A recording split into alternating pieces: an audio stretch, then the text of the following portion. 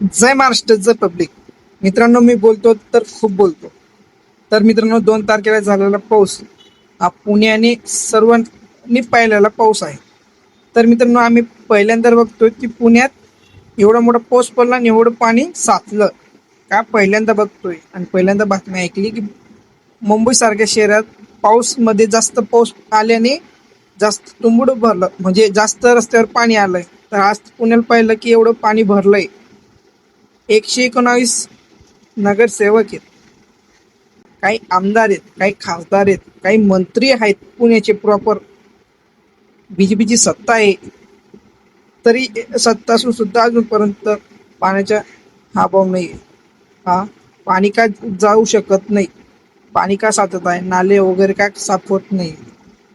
ज्या टायमाला अजित पवार साहेब होते ना, त्या टायमाला अजूनपर्यंत पुण्याला कुठंच पाणी साचलेलं नाही. एवढं तेवढं असेल कुठे ना कुठं आहे सर.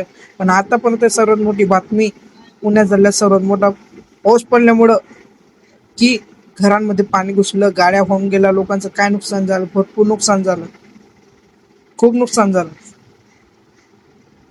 काय बघताय, नुसते आईचं निवडून यायचं बाकी काहीच नाही, कोणाला पडलेलं नाही.